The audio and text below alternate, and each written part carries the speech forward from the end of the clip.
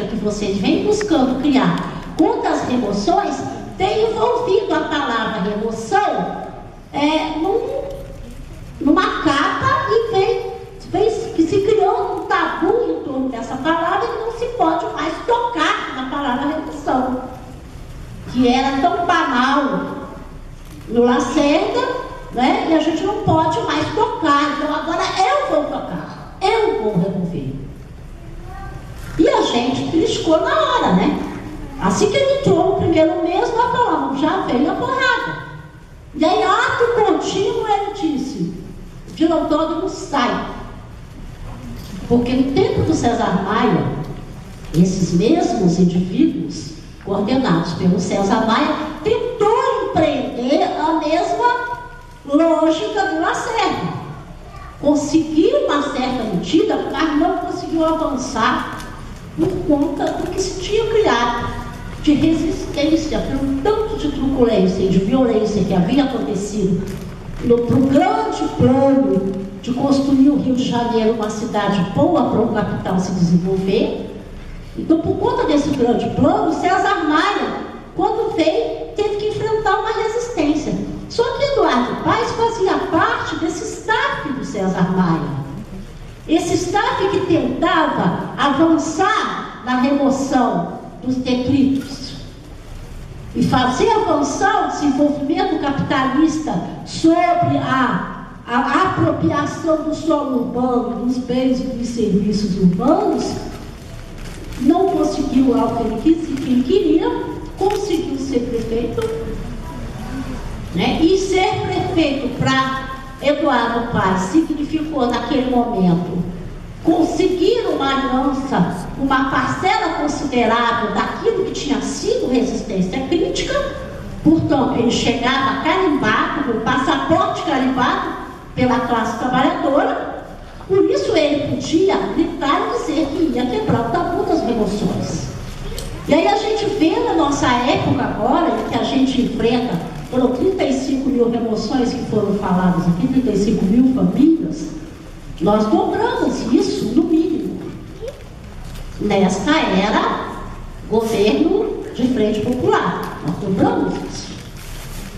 E nós dobramos isso exatamente porque a metade disso a gente bota na conta da resistência ter se incorporado ao governo que remove. Aquilo que era resistência crítica, seja popular ou acadêmica, ficou perplexo quando se viu no governo, e nessa perplexidade, quem já tem um plano histórico de remover, estava friamente calculado, né? Todos os meus passos são friamente calculados, já dizia o Chaves, ou é o Chapolin. Então, já tinha tudo preparado, já tinha tudo friamente calculado. Então foi muito fácil para Eduardo Paes avançar, superar a marca do Lacerda, remover mais e ter muito mais comunidades indicadas para serem removidas. Para vocês verem o requinte, o que era X passou a ser número, né? Aquele X lá era um símbolo também de uma certa desorganização. Chega lá com spray, né? Agora não, agora a coisa já era administrativamente estruturada. E nós, por nosso lado, a gente olhou para os lados e não viu mais quem estava conosco no final da década de 70. Até o início do governo Paes já não estava mais. Né? Estava muitas das vezes nas comunidades, às vezes, me desculpe se tem alguém no serviço social aqui, às vezes até já formado no serviço social, já estava lá como assistente social, já mapeando para botar o número. Né? Então, a nossa mão, a nossa consciência acabou se transformando em cúmplices de um primeiro momento do Eduardo, e que, para nossa desgraça, tem uma coisa que aquele arquiteto nojento falou ali, que nós estávamos sozinhos, o governo federal não deu nada, a gente fez essas coisas lindas aí, tudo sozinho, né? Por isso que nós não conseguimos avançar muito. Olha que perversidade. Hoje, nenhum deles pode dizer isso. Eles não estão sozinhos. Tem um pacto federativo. União, Estado e município. Dilma, Paz, Cabral, Pezão. Né? Eles estão juntos no mesmo propósito, no mesmo programa e no mesmo orçamento. O orçamento do Estado, do município e o orçamento da União, ambos servem a essa política do desenvolvimento do capital. E quando se trata do planejamento urbano, do destino da cidade, e o capital diz, agora o grande mercado que nós precisamos de avançar é sobre a cidade, que nós já tínhamos mercantilizado, nós, o capital, mercantilizado vários serviços a partir da mercantilização do solo da cidade. Só que nós mercantilizamos timidamente, porque o Estado tinha outras coisas para nos oferecer, como o subsídio das indústrias, dos bancos. Então nós mercantilizamos timidamente. Agora é hora da gente dar um bote final sobre a cidade, com megas projetos e com megas eventos internacionais. Porque o Rock in Rio já não nos basta. Porque algumas exposições internacionais nas grandes metrópoles já não nos basta. Nós temos que investir organizadamente num pacto nacional sobre o grande mercado que é a cidade. E para isso nós precisamos de um grande gerente nacional, um grande gerente estadual e um grande gerente municipal, que gerencie empresarialmente, com a cabeça administrativamente e financeiramente organizada, e com a ideologia casada com a nossa, para não nos atrapalhar. E o capital quis, e o capital fez. São três gerentes do capital na máquina do Estado. E o Estado num grande, e o capital num grande momento de se apropriar de tudo que restou de direito na cidade, inclusive o direito às ruas, e de inventar novas mercadorias para a cidade.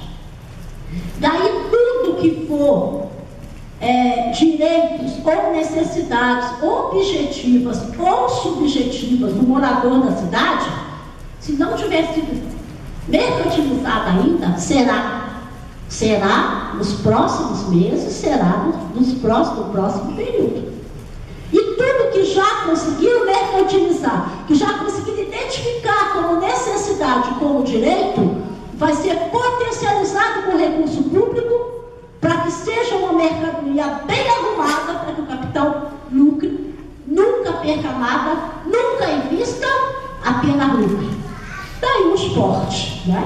Época da Copa, está aí os estádios, está aí o transporte coletivo que tinha uma estrutura arcaica de apropriação capitalista, uma ou duas empresas que serviam mal e porcamente, que não abriam concorrência, elas vão ter que abrir concorrência, porque o capital não vai aceitar lucrar mais do mesmo. A mobilidade urbana, nesse momento, que já é uma mercadoria, se nós não avançarmos sobre ela não vai deixar de ser mercadoria, mas ela vai ser uma mercadoria renovada, modernizada, para que o capital lucre mais e para que outros capitalistas participem deste lucro, que é o desafio da gerente nacional, é democratizar o capital entre um número um pouco maior de capitalistas, ainda que sejam estrangeiros.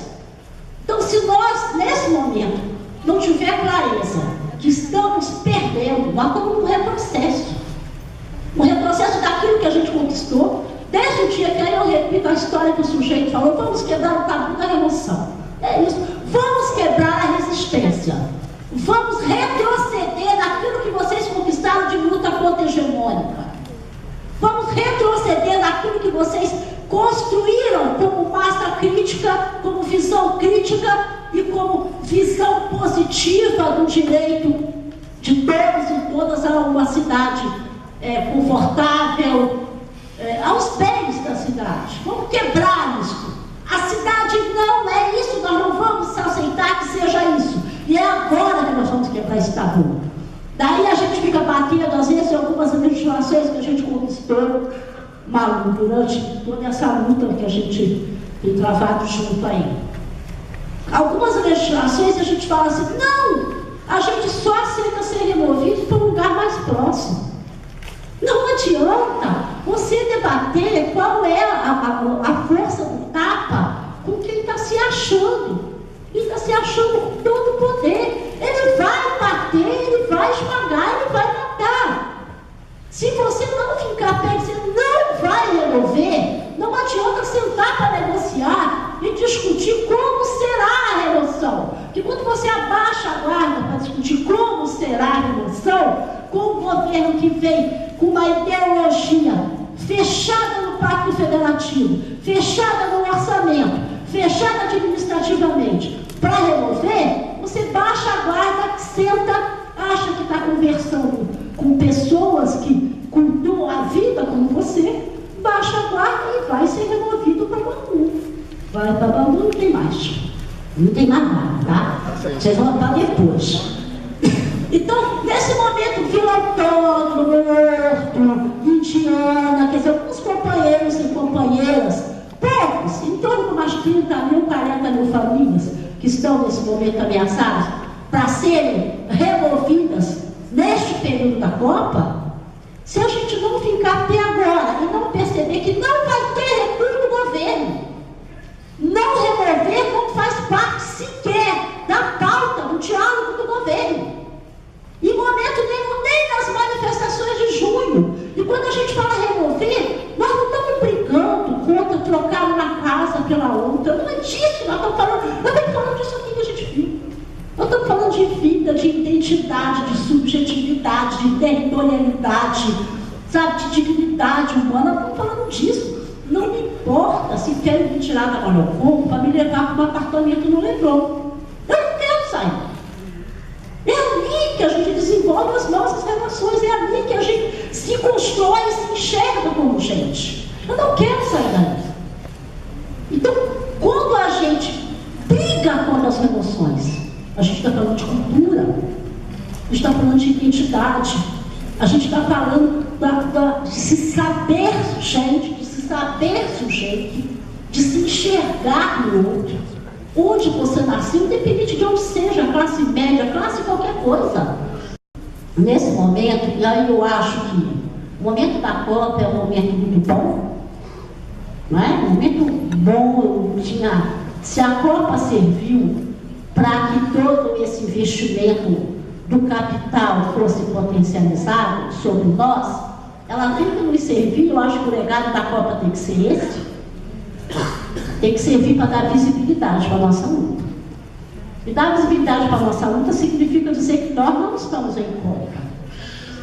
Nós, a classe trabalhadora do Rio de Janeiro, do Brasil, nós não estamos em contra. O clima da Copa é da FIFA e dos seus gêneros. O nosso não é. Quando estamos em Copa, nós estamos em luta. E como nós ignoramos essa Copa, para nós, ter ou não ter Copa, não é questão.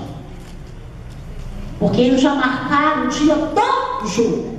Se vai acontecer, se vai rolar jogo ou não, a história vai dizer. E a nossa capacidade de luta também tem que interferir nessa história. Vai dizer, vai ter jogo? Vai ter estádio pronto? Vai ter povo na rua? Vai ter gente pagando ingresso? Vai ter remoção? Vai continuar tendo remoção? Quem tem que ser sempre na rua somos nós. Então, nesse momento, com várias comunidades para serem removidas, a gente tem uma Secretaria de Ordem Pública, para encerrar aqui, a gente tem uma Secretaria de Ordem Pública que nós falamos assim, o Exército, é o PP, é tudo uma porcaria. Mas os pequenos sinais de como é que o Estado brasileiro estava se preparando para melhor servir ao capital, também Eduardo Paz deixou evidente quando ele criou uma Secretaria Extraordinária de Ordem Pública, que era muito parecida com a comissão lá contra o mendigo, no caso da Lacerda. Aquela comissão que catava mendigo para jogar no código, o paralelo organizado e publicamente anunciado, sem nenhuma perseguição, é a Secretaria de Ordem Pública, que era do Rodrigo Beckley, que eu acho que agora virou secretário social, né? Quer dizer, ele demonstrou que sabe também bater em mendigo, remover compulsoriamente, bater em camelô, fazer remoção e demolição compulsória, tudo que teve lá, mas de uma forma ostensivamente, provocantemente pública, como quem chega carimbado, com crachá carimbado, e diz assim: eu sou dono da bola. Então, se a gente não se aperceber que tudo aquilo que a gente lutou contra vem hoje para nós, e muitas vezes trazido por nós mesmos, se a gente fosse lembrar novamente que a esquerda que lutou contra, a parte dela está executando essa picardia, né? Se a gente fosse lembrar disso, a gente vai perceber que o nosso esforço hoje de reorganização, de retomada da luta contra-hegemônica, de mobilização, passa por ignorar a agenda que eles nos impõem. Eu posso sim passar a mão na ponta do guarda, posso fazer um monte de coisa, mas que essas coisas sirvam a um objetivo e a uma estratégia. Esse é o momento. Se agrupe, se organize, trace planos, trace estratégia, porque do jeito que eles estão vindo de lá, nós vamos ter que ter uma barreira para segurar.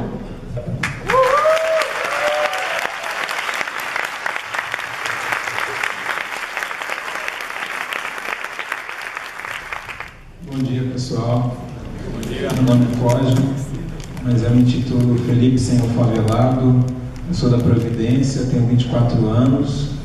E antes de eu falar mais alguma coisa, eu tenho cantado uma música e algumas pessoas já têm gostado, já tenho criado os meus fãs. E eu vou cantar com vocês, eu peço que vocês me ajudem. Podem me prender, podem me bater, podem até deixar-me sem comer, mas eu não mudo de opinião. Aqui do morro eu não saio, não. Da Providência eu não saio, não. Da Indiana eu não saio, não. E do Horto eu não saio, não. Da Vila Autódromo eu não saio, não. Do Rio de Janeiro eu não saio, não. Essa música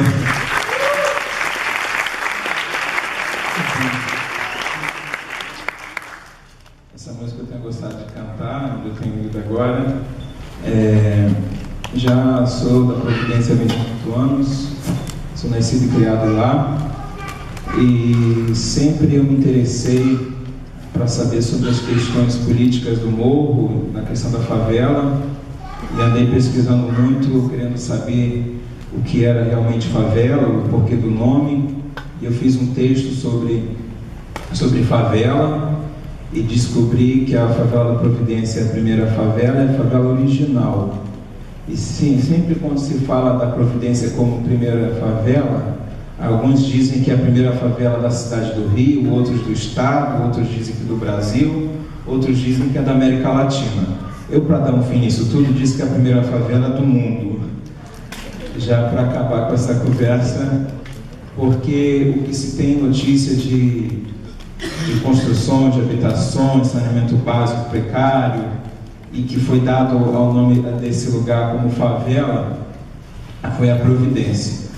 E o outro morro da favela, que já existia antes de ser conhecido por esse termo, por essas condições de vivência, era o morro da favela em Canudos, que era o morro da planta que se enchia aquele morro da planta favela.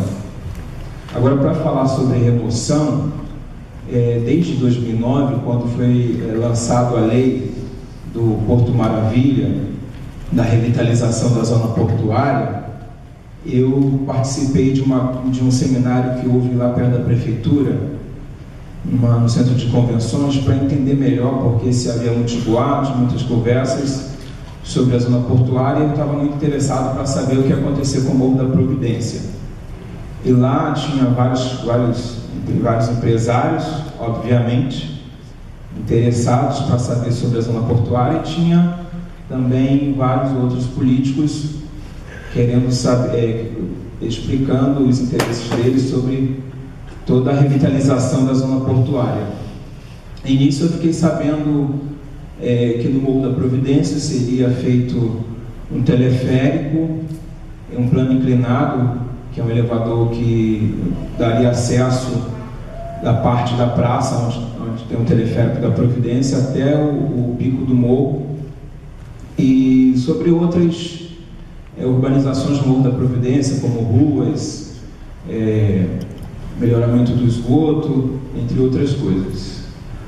Até aí, tudo se falava muito bem, muito bonito, dizendo que se teria respeito à moradia, a todos, mas quando se chegou, de fato, na Providência, o projeto Morar Carioca, que está incluído no Porto Maravilha, chegou o prefeito Eduardo Paes com a sua caravana, milhares de policiais para dar segurança ao Eduardo Paes, porque eles têm medo dos favelados, e estavam lá outros secretários, tinha o secretário de Habitação, o Bittar, o senador Crivella, entre outros secretários, para explicar o que seria o projeto do Morro da Providência na questão da moradia e do teleférico e de outros planos que eles tinham na Providência.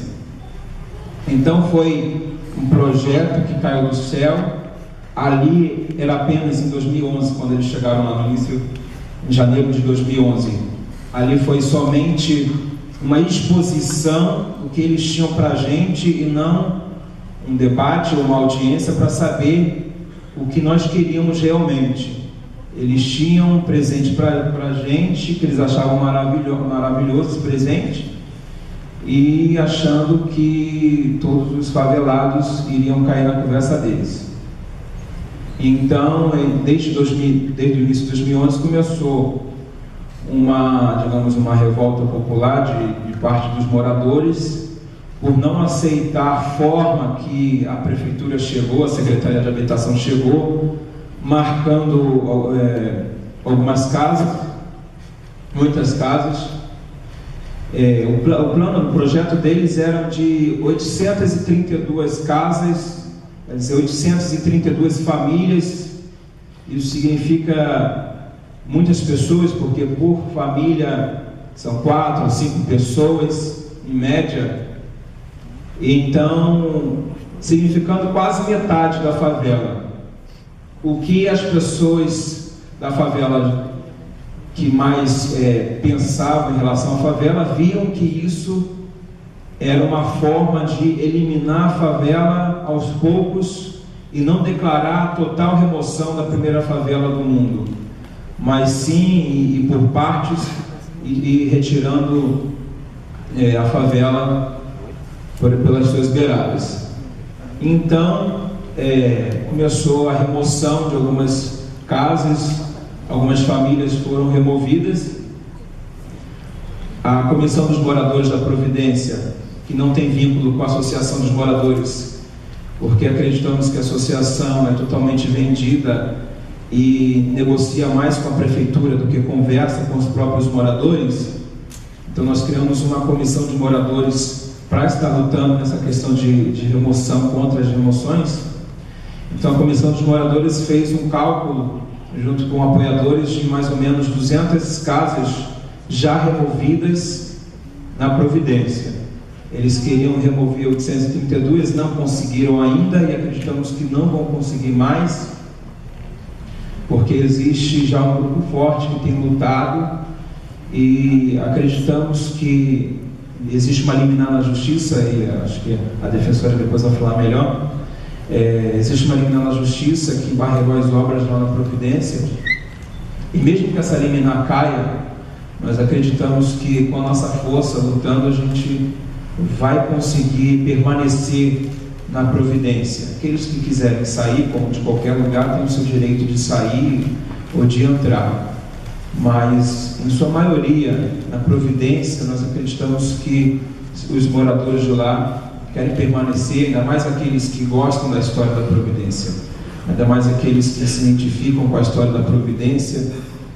E eu acredito que a Providência, ela tem uma força que já vem de Canudos, é uma força de resistência, uma força de luta, e que isso, por enquanto, está ainda adormecido na Providência, porque eu fui testemunha e também manifestante, fui testemunha ocular e manifestante do que se aconteceu em 2008, quando a gente conseguiu tirar todo o exército que estava, o exército do Brasil, das Forças Armadas, estava no Morro da Providência. Nós conseguimos retirar eles de lá, e até hoje nenhum exército, nenhum soldado das Forças Armadas foram lá colocar o pé na Providência, do fato ocorrido que aconteceu quando mataram 3 jovens no Morro da Providência. Não sei se vocês lembram, levaram para uma outra facção por conta de um outro projeto de moradia do senador Crivella que ele tinha no Morro da Providência, e para dar segurança à obra de lá, ele convocou o Exército Brasileiro. E nesse ano, 2008, estava acontecendo vários absurdos na Providência, até que chegou a morte desses 3 rapazes, e toda a Providência se reuniu, porque quando as mães desses 3 rapazes souberam que os meninos foram levados para uma outra favela de outra facção, entregues lá para serem mortos, elas souberam isso no meio da praça, onde hoje tem um teleférico. Elas souberam no meio da praça e começaram a conversar com outros moradores. E nisso, era mais ou menos 4, 5 horas da tarde, a hora que as pessoas estão vindo do trabalho. Começaram a se reunir muitas pessoas ali, uma multidão de pessoas, e até os próprios trabalhadores da obra de moradia. E aí essa obra do senador Crivella, ela já não era uma obra de remoção, era uma obra de reformar as casas que já existiam na Providência. Os próprios moradores ficaram indignados, os trabalhadores começaram a descer e queimar alguns ônibus lá embaixo para gritar, para mostrar o que estava acontecendo no alto da favela.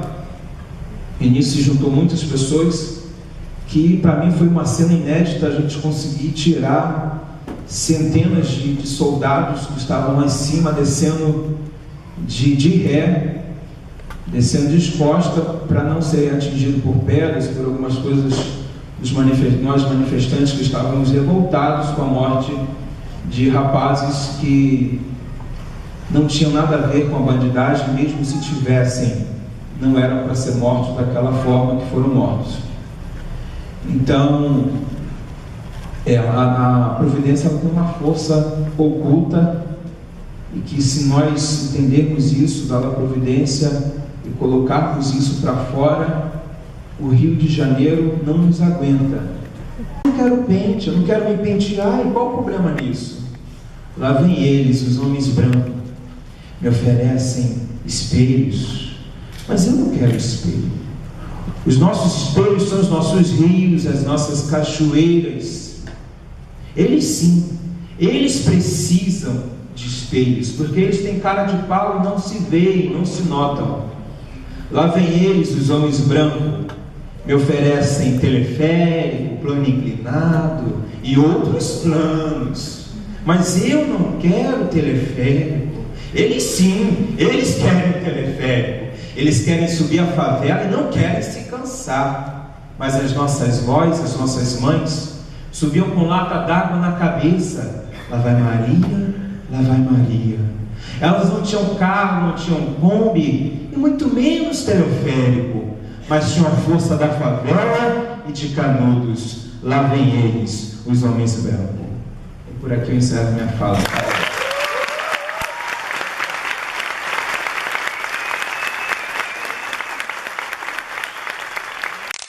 O convite de estar participando desse debate aqui, um filme tão interessante, que, como eu ouvi agora, acabou o filme correndo no banheiro para não ser apertada, e aí eu ouvi uma pessoa falando, uma jovenzinha, eu não sabia que tinha acontecido isso no Rio de Janeiro.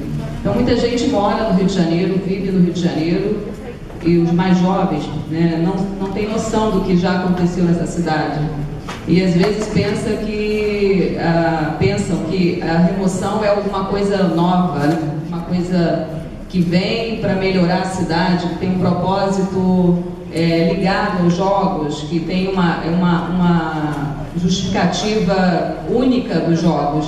E aí a gente vendo o filme, a gente ouvindo os relatos dos moradores que foram removidos na década de 60, a gente observa que o objetivo é outro, né? As remoções, elas não começaram agora, elas não são novidades. Na verdade, a novidade hoje é a vestimenta que a remoção ganhou.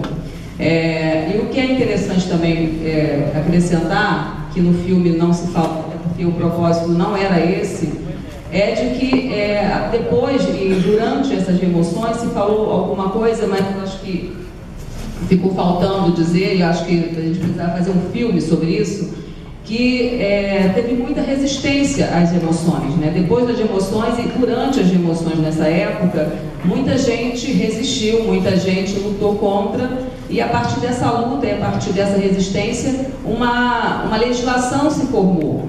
Né? Toda a legislação que a gente tem hoje, que é uma legislação mais protetiva, como uma moradora falou, hoje as pessoas moram lá, hoje não tem mais remoção da realidade de favelas. Quem dera fosse assim, né? Mas ela dizendo, porque hoje existe uma proteção, essas favelas podem continuar onde estão. Então, na verdade, a partir dessas experiências, se construiu uma legislação protetiva que realmente é muito interessante, é muito forte. O problema é que a gente não faz a vida de fato, ela não se constrói só com legislação. A gente tem uma legislação extremamente protetiva. Hoje, remoção é uma palavra proibida no município do Rio de Janeiro, contudo, ela continua sendo utilizada. Como a Lourdinha colocou, o Eduardo Paes, na verdade, ele é uma personificação, eu acho, né, de uma ideologia e de uma ideia que nunca também acabou. Nós nunca tivemos, de fato, vamos dizer assim, o fim da remoção. Não, isso, na verdade, sempre se construiu, sempre se acalentou numa disputa da cidade que existe, numa disputa de sociedade que existe. A gente vive numa sociedade, alguns não gostam muito de falar disso ou preferem ignorar isso, mas a gente vive uma sociedade dividida em classes, dividida em interesses e necessidades diferentes. Então, para um grupo é importante alguma coisa, para o outro outra. Quer dizer, dizendo claramente, para um grupo é importante lucrar, é importante uma cidade que dê lucro, é importante uma cidade que se construa negócios, né, que seja capaz de produzir mais dinheiro. Para outra população, é uma população que sobrevive, vive, né, trabalha, consegue ganhar o seu salário, compra a sua alimentação, às vezes consegue fazer sua casa, às vezes tem que ocupar um terreno abandonado, e essa população ela também vai construindo a sua história. Então, as comunidades, as favelas, é exatamente o resultado dessa construção. As favelas foram construídas pelos trabalhadores que não tinham como comprar uma outra casa e construíram seu espaço, construíram a sua história. E acho que é disso que a gente está falando. A gente está falando de uma realidade onde as pessoas construíram as suas histórias e essas histórias não são respeitadas. E apesar de toda a legislação garantista, toda a legislação protetiva, isso continua se repetindo agora, o que é um grande absurdo. A gente não está falando na década de 60, onde de fato não tinha nenhuma legislação protetiva. A gente está falando de uma época em que remoção é proibida na nossa lei orgânica, onde a gente tem uma legislação a nível constitucional que diz que moradia é um direito fundamental, um direito social, um direito humano. Então, morar não deveria ser resultado só de comprar, ou seja, não deveria ser o resultado só de não deveria ser uma mercadoria, né, mas uma garantia de moradia.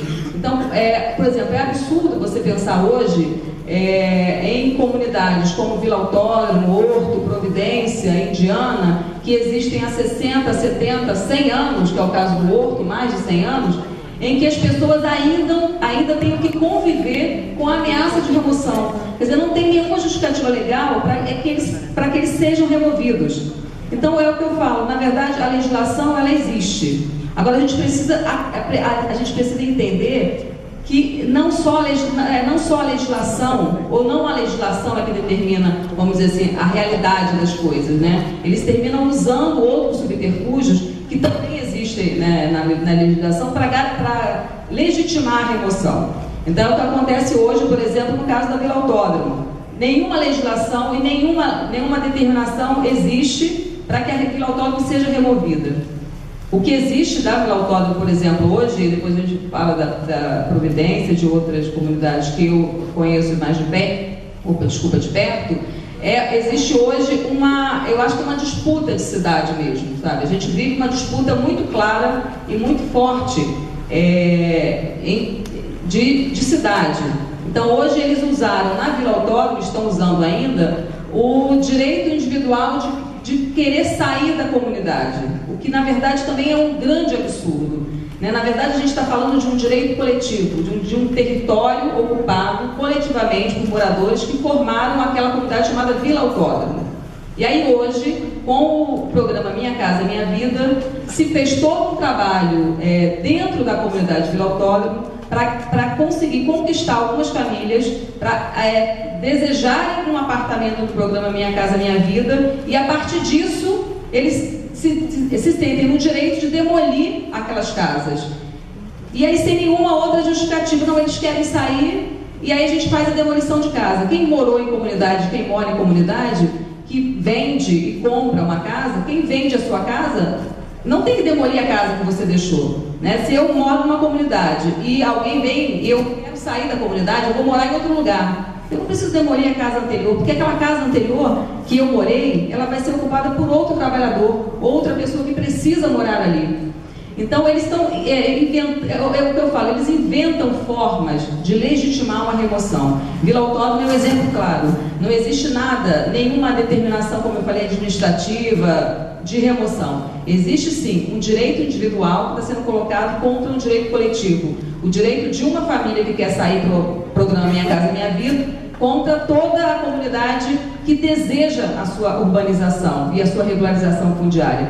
Então, ou seja, a gente continua convivendo com a remoção com outros argumentos, né? E a gente precisa entender que a gente precisa realmente, como a Lourdinha colocou, ocupar as ruas, ocupar as praças, enfrentar esse debate. Agora, é claro, não é um debate fácil de ser enfrentado, porque ainda, a gente convive ainda com essa ideia de que a favela é um espaço criminoso, é um espaço sujo, é um espaço feio, é um espaço que você tem vontade de tirar, né? Eu escuto muito isso, mas eu escuto isso de defensores. Mas a favela não é um lugar legal de se morar. Bem, eu falo, olha, para você pode não ser um lugar legal para se morar, mas para quem precisa morar ali, é um lugar muito legal de se morar, né? Onde os trabalhadores vão conseguir morar quando chegam na cidade do Rio de Janeiro. No programa Minha Casa Minha Vida não vão conseguir. A gente está vivenciando hoje uma ocupação em frente à catedral de, 200 famílias, né, da Telerge, que querem o programa Minha Casa Minha Vida e não conseguem. E como outras famílias vão chegar no Rio de Janeiro, não vão conseguir um apartamento do programa Minha Casa Minha Vida. Aonde essas pessoas vão morar? Na favela, que é um espaço construído pelos trabalhadores, para outros trabalhadores morarem. Quer dizer, é uma discussão que é um pouco mais profunda, né? É um debate que primeiro começa pelo direito de você decidir a sua vida. Quer dizer, o Estado, como aconteceu na década de 60 e como acontece hoje, chega na comunidade e diz, você vai morar agora em Bangu.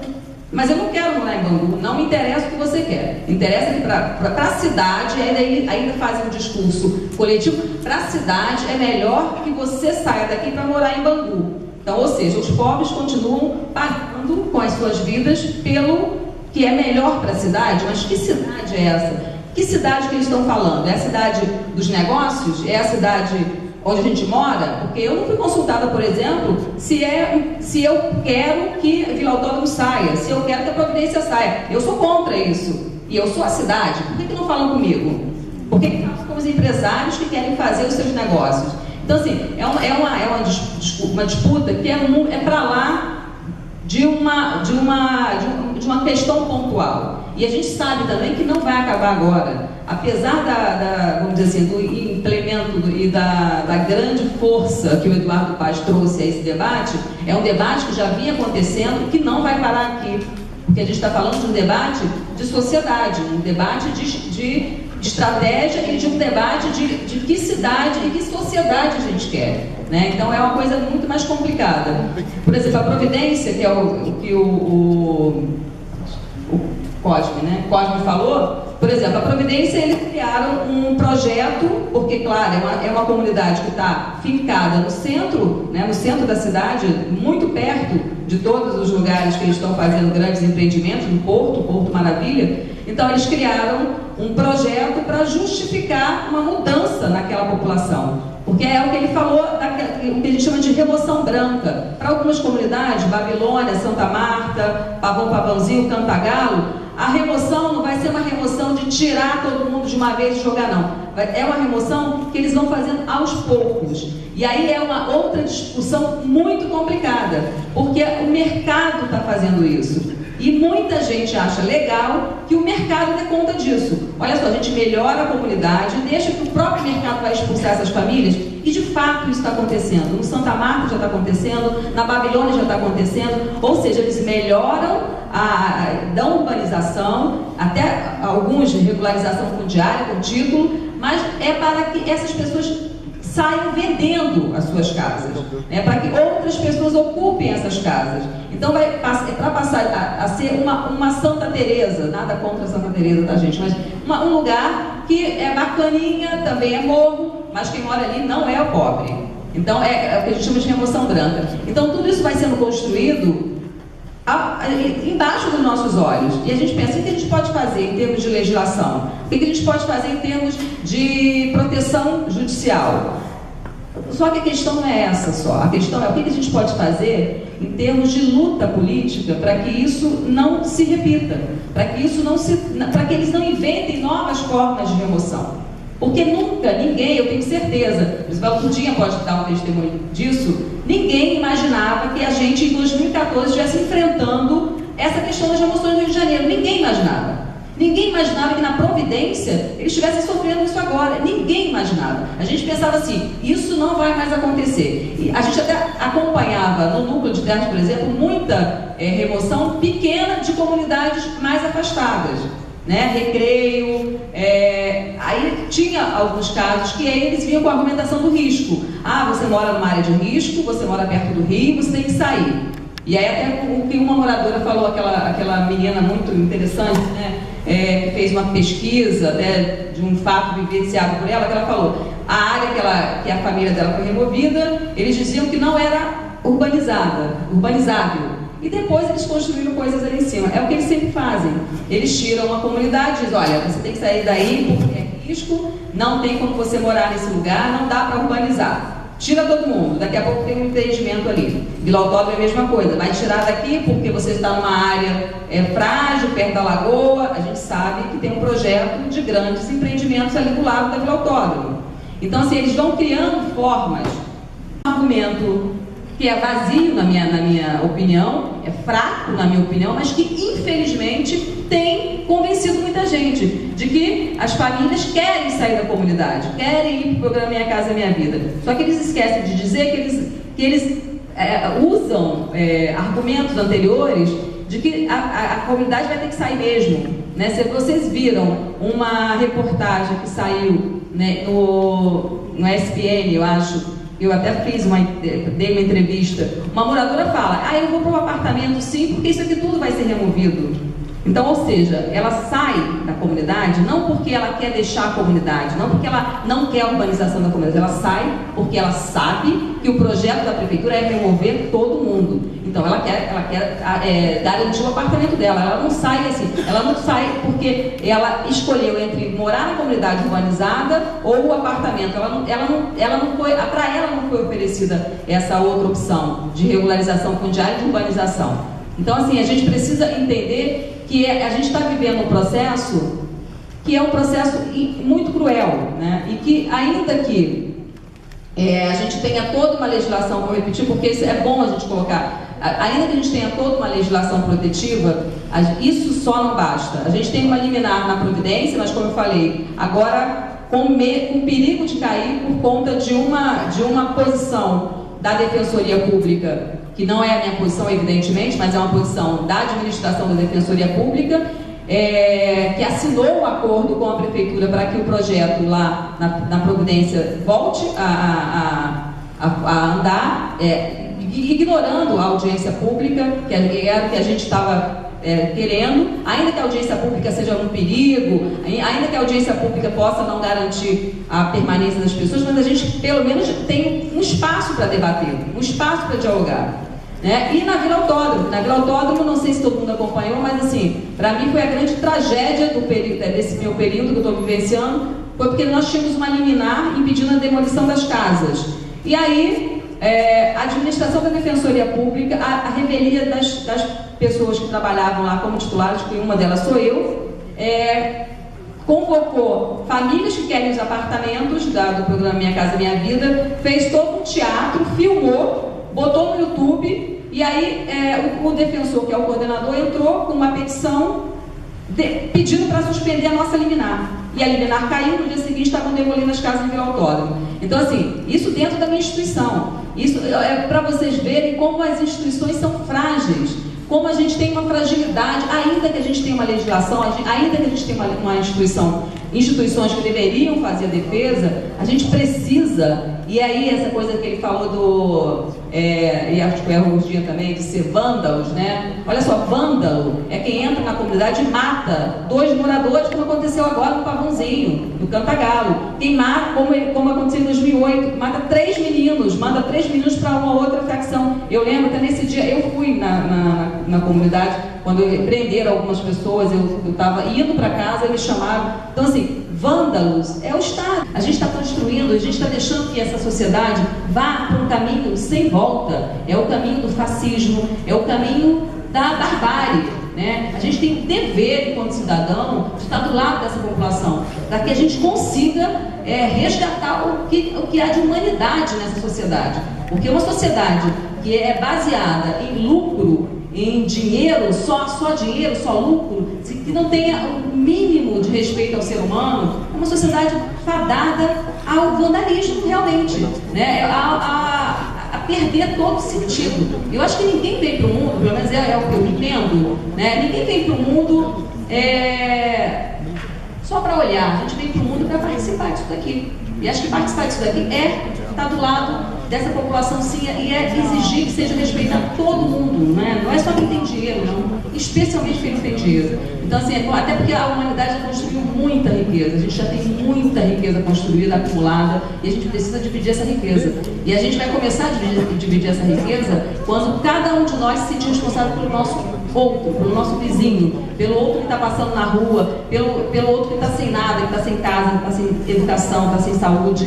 Infelizmente, a gente está muito longe de construir essa sociedade, que é a sociedade dos sonhos de todo mundo, pelo menos. Eu acho que todo mundo quer uma sociedade onde todo mundo tenha respeito, tenha direitos, e seus direitos sejam respeitados. A gente tem muitos direitos já. A gente tem uma Constituição farta. Eu tinha um professor de direito que falava, se chegasse hoje um ET aqui, abrisse a Constituição do Brasil, ia pensar que a nossa sociedade é maravilhosa, porque a Constituição é cheia de direitos, né? Tem direito a isso, direito àquilo, moradia, saúde, salário mínimo que garanta milhões de coisas, né? Salário mínimo não garante nada. Então, assim, a gente já tem uma lei, já tem uma legislação muito legal, muito bacana. Agora a gente precisa realmente fazer que essa legislação ela saia do papel para a vida de fato, para a vida real. Isso não tem outro jeito, a não ser fazendo, a não ser indo para a rua, a não ser gritando, a não ser exigindo respeito. E isso, às vezes, no processo, eu sou defensora, claro, a gente vai fazer todos os processos possíveis e imagináveis, vai recorrer, vai fazer tudo. Mas o processo só não dá conta disso, porque a vida é muito mais dinâmica. Infelizmente, o poder econômico é muito mais dinâmico do que qualquer processo, qualquer lei e qualquer formalidade que a gente se agarre, sabe? Então a gente precisa realmente ousar um pouco mais e estar do lado um pouco mais dessa população que, infelizmente, está sendo removida e está sendo excluída, está sendo massacrada, está sendo assassinada. Não é só remoção, a gente está vendo assassinatos, né? Repetição de assassinatos, coisas bárbaras. A gente vai fazer uma rodada de perguntas, depois dessas 3 maravilhosas aulas aí. FRJ, essa temática da moradia é uma das nossas lutas. Acho que fazer um convite também, acho que aqui não é um lugar só de perguntas, mas de troca também. Para que vocês vejam o filme O Prefeito Está Chegando, que conta a luta da Estradinha, também é uma favela super relevante, tem uma história de resistência. E falar sobre uma peça que cabe essa semana, que é a peça Amor com o País, cena sobre a violência de Estado, está na sede das CIAs, ali na escadaria Celaron. Essa semana é a última moradia, dentre outros companheiros passam nessa mídia massacrante. A questão do trabalho de base, mobilização nas favelas, nas ocupações do movimento social. A importância desse trabalho de base, que é um trabalho que é feito a todo momento para aqueles que acreditam nisso, né? Seja no mercado, na fila de ônibus. A questão da militarização das favelas, né? Outro dia estava numa favela e aí descobri o manual do Nadopor, que eu nem sabia que tinha isso. O manual do Nadopor é uma série de regras estabelecidas para os moradores em áreas de pacificação, que na verdade a gente usa o termo militarização, não pacificação. Que uma das coisas, um chá de PB tem que ter permissão do comando do coronel e tal. E aí, isso, a UPP, ela invade a vida da comunidade, mas o âmbito privado também é invadido. Com relação à defensoria, né? Acho que a defensoria é uma coisa de todos nós, a gente tem que ter esse entendimento. De que forma a gente se organiza, de que forma a gente luta por esse espaço que é nosso também. Eu sou assistente social, trabalho na Prefeitura do Rio de Janeiro. Desde a minha posse, eu trabalhei e acompanhei durante muito tempo essa discussão na Secretaria Municipal de Habitação. E atualmente não estou mais lá, mas também vivi uma experiência lá por fora, assim, até parabenizar aí as falas da mesa bem colocadas, né? A gente trabalhou junto também, eu fiz a gestão social em territórios pacificados, então pude participar desse processo aí, acompanhar o grupo também de resistência e remoção, até que criou um pouco todo esse passe aí, passe entre aspas, né? Eu acho essa vitória. Então, assim, primeiro é dizer que esse processo de remoção, desta maneira, se puder de maneira até um pouco mais violenta, ele é histórico dentro dessa Secretaria Municipal de Habitação.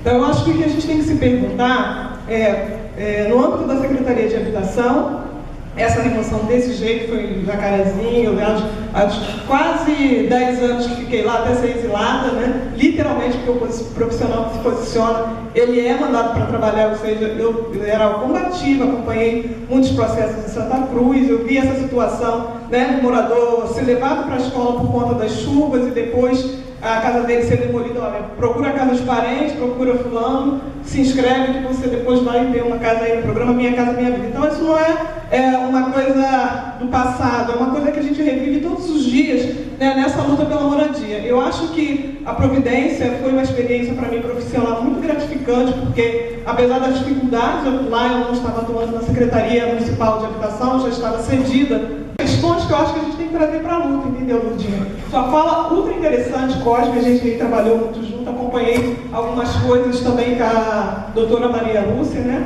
Mas, assim, lá na Providência, quando a gente começou a trabalhar em conjunto com o Fórum, com alguns universitários que se colocaram à disposição, a gente construiu um instrumento que eu não vi em outra comunidade ser feito, que foi o laudo, né? O laudo que, na realidade, diagnosticou, quer dizer, eles usam instrumentos teóricos para tirar, porque essa legislação de sair à força, ela veio depois, não sei se vocês conseguiram acompanhar, mas quando teve aquele advento no Morro do Bumba, né, no dia seguinte, eu olhando o jornal, vi quando o prefeito colocou o decreto. Antes você não era obrigado a sair, antes do Morro do Bumba. Você podia ter uma compra assistida, uma unidade habitacional, ou você podia simplesmente dizer, eu quero permanecer. Então, depois do advento do Morro do Bumba, eles acabaram utilizando um incidente para para poder se instrumentalizar, e aí eles disseram, agora a comunidade que está em risco, ela é obrigada a sair.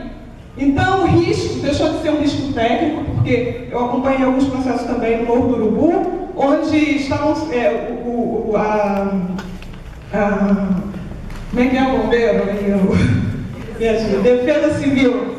Ela simplesmente, o cara ia lá com a conta de luz, de telefone e ganhava um laudo de que ele estava em área de risco. E aí, quando a gente começou a olhar os instrumentos dos assistentes sociais, poucas coisas que problematizaram, eu fui uma delas, porque a orientação era, se não tem caracterização, porque se eu vou ao médico, ele faz a descrição, ele tem que dizer o que eu tenho. Ele tem que diagnosticar que, de fato, é área de risco. Então, o risco passou a ser um risco político.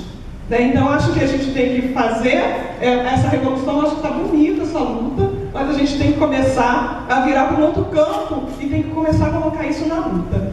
Então, quer dizer, o instrumento de, o contralaudo na Providência, de 832 famílias que estavam marcadas para sair, o número caiu para se reduziu significativamente. Isso é instrumento de luta dos moradores. Não foi o Estado que reviu a sua prática e a sua forma. Então, isso que a Maria Lúcia vive lá na Defensoria, eu vivo também, vivi e vivo ainda no local onde eu trabalho, na prefeitura, porque os técnicos que têm compromisso, o profissional do serviço social que fez a opção pelo popular, ele é perseguido, ele é dificultado no desenvolvimento do seu trabalho. Então, eu acho que o movimento de moradia, e eu me coloco dentro dele, eu acho que é um movimento que a gente tem que começar agora ir para o ataque, mas é um ataque de ver como é que essas verbas que estão colocadas para habitação estão sendo utilizadas. Eu acompanhei Serra do Sol. Tomar posse das informações de quem financia, o que pode fazer, quem pode ajudar, tomar posse das informações técnicas e jurídicas e utilizar isso.